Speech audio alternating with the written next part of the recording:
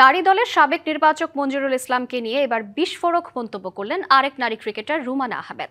সতীর্থ জাহানারা অভিযোগকে সমর্থন দিয়েছেন। মঞ্জুরের বিরুদ্ধে গায়ে হাত দিয়ে কথা বলার মতো গুরুতর অভিযোগও করেন তিনি। এদিকে অভিযোগ খতিয়ে দেখে সুষ্ঠু ও নিরপেক্ষ তদন্তের দাবি সাবেক বিসিবি পরিচালক খালেদ মাহমুদ সুজনের। আরেক সাবেক পরিচালক খন্দকার জামিলের চাওয়া সরকার পর্যায় থেকে জাতীয় তদন্ত কমিটি গঠনের।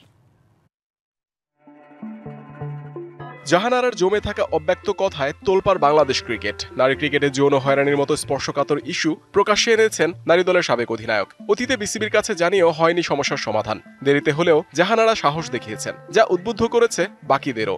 একসময় সতীর্থ রুমানা আহমেদও অভিযুক্ত মঞ্জুরুল ইসলামের কৃতকর্মের কথা তুলে ধরেছেন। উনি ওই সময় আমাদের সাথে আসলে যেভাবে ভাষা ইউজ করতো, যেভাবে টোন ইউজ করতো, এটা আসলে আমরা তো বস্তির ক্রিকেটার না, টাচ করে কথা বলা পছন্দ করতো, যেটা আসলে আমরা যারা সিনিয়র আমরা কিন্তু এটা খুব এটা আমাদের কাছে খুব লাগতো, খারাপ লাগতো।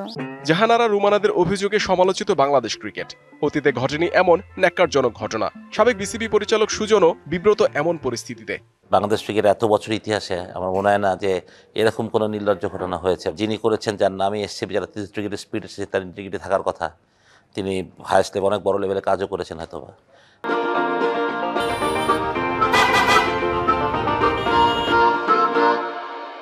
তো তার থেকে এরকম ভিন্ন মানসিকতা আসলে আমরা কেউ তো আশা করি না। বিসিবির গঠিত তদন্ত কমিটির নিরপেক্ষতা নিয়ে সন্দেহ অনেকের। সুষ্ঠু ও নিরপেক্ষ তদন্তে ক্রিকেট বোর্ডের পাশাপাশি সরকার পর্যায়ে থেকে জাতীয় তদন্ত কমিটি গঠনের দাবি সাবেক পরিচালক জামিলের।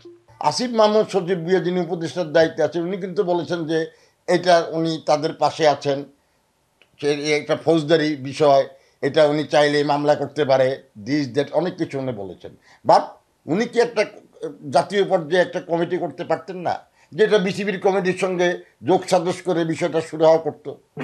অভিযোগ প্রমাণিত হলে দোষীকে সর্বোচ্চ শাস্তি দেওয়ার দাবি সাবেক পরিচালকদের। যেহেতু জাহানারা নিজে বলছে, সেটা তো সত্যতা কিছু অবশ্যই আছে এই ঘটনাটার পিছে, তো সেটা অবশ্যই করা উচিত, এবং যারা এর সাথে জড়িত আছেন বা দোষী আছেন, এটা একটা এমন একটা ব্যবস্থা নেওয়া উচিত যাতে আগামীতে এরকম কিছু কেউ চিন্তা না করতে পারে। জাহানারা একেবারে প্রকাশ্যে এসে মিডিয়াতে, ইলেকট্রনিক মিডিয়া, প্রিন্ট মিডিয়া, সব জায়গায় সে অভিযোগ করেছে।